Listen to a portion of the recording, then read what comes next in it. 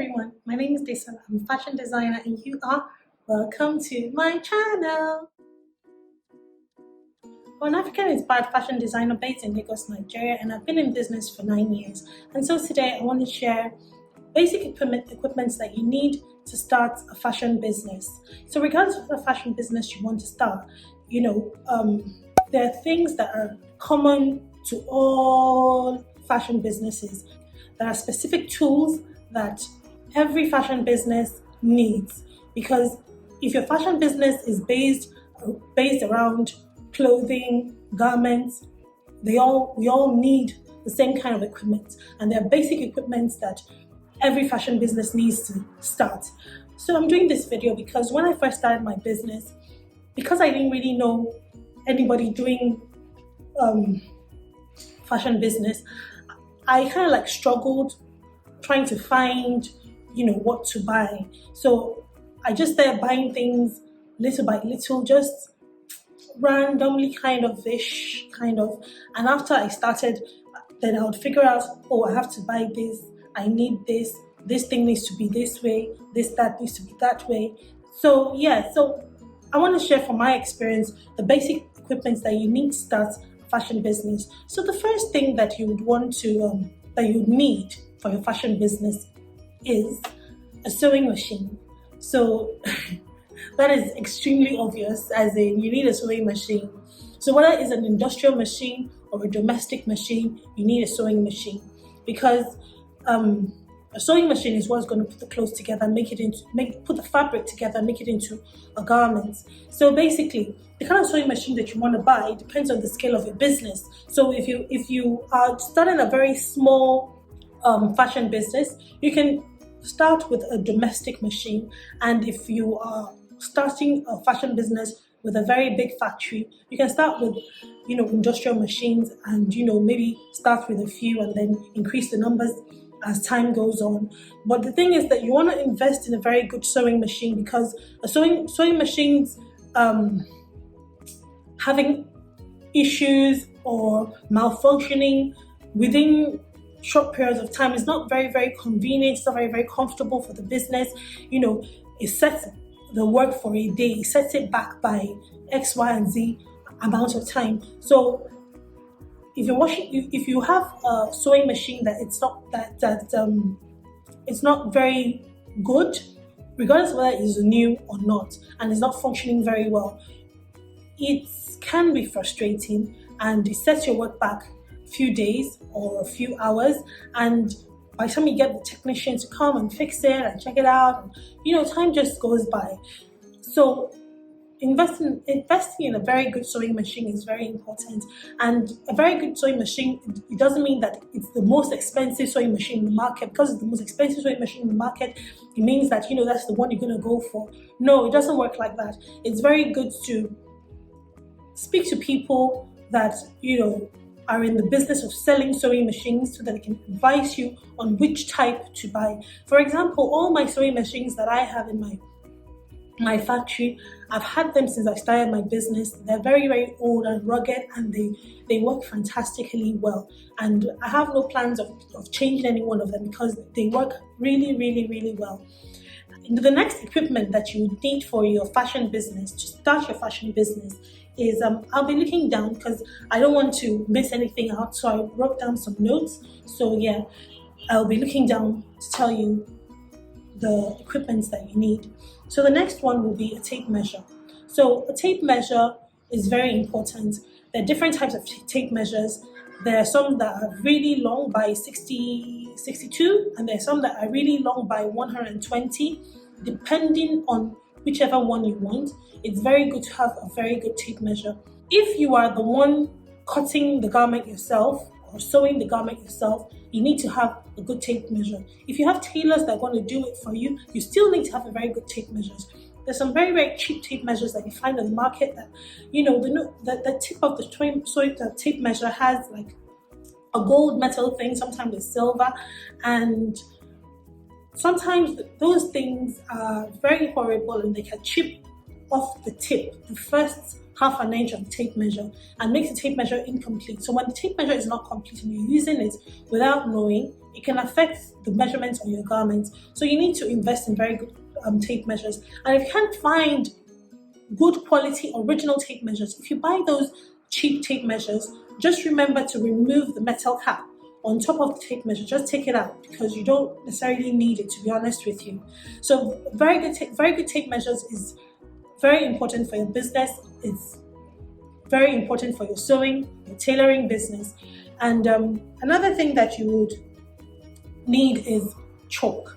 So when cutting clothes, you need chalk. Basically, it's very important. Tailor's chalk is very, very important.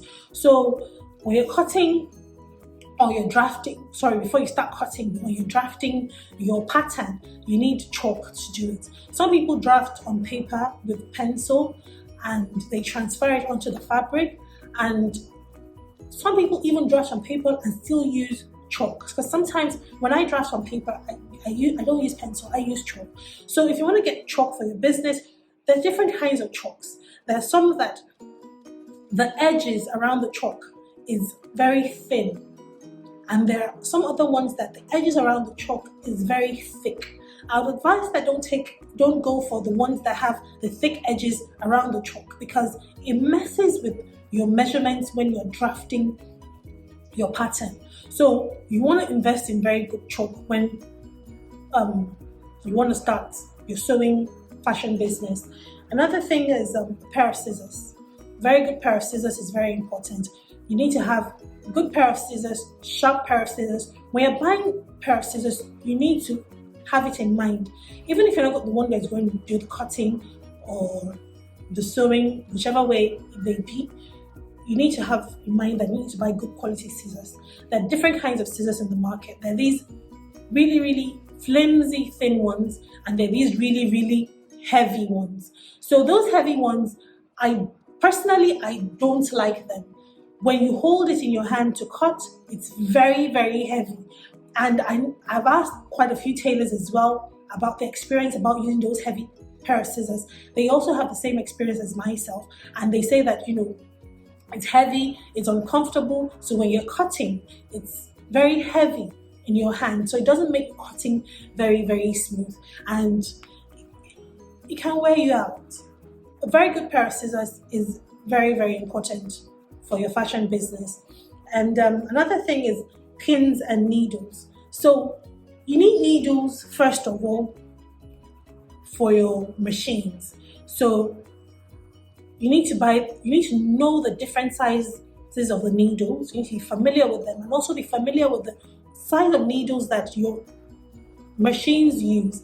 The ones that the domestic machines and the industrial machines, the needles they use sometimes is different depending on the size. And sometimes there's some sizes that can be used on both industrial machine and domestic machine. So you need to have good needles, because the thing is, when you're sewing, sometimes when the fabric gets caught in the machine and all these little mistakes here and there, the needle breaks. So when the needle breaks, you need to have a replacement to replace your needles.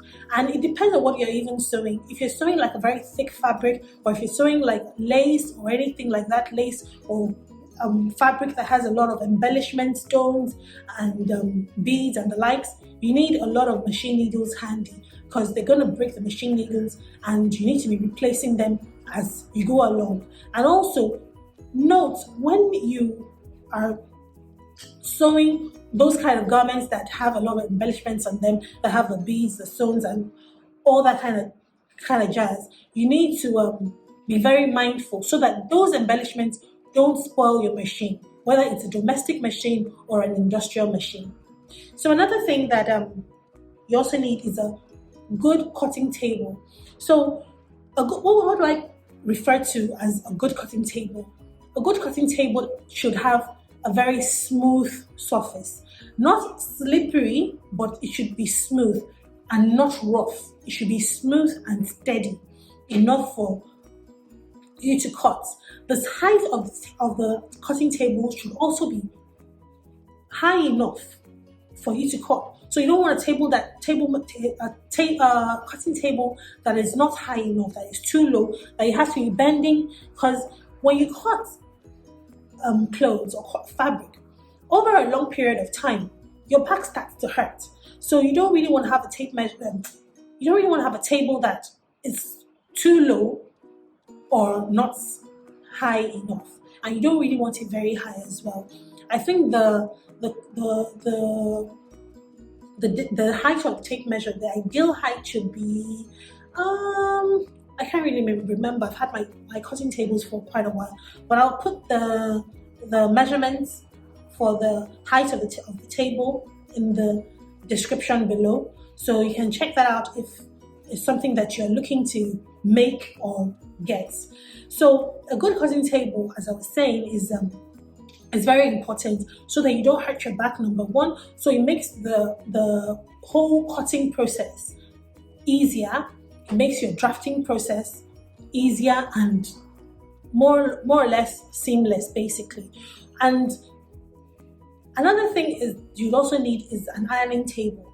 But for me, I use my cutting table as my ironing table. And I guess that's the same for a lot of people. So I have 2 cutting tables.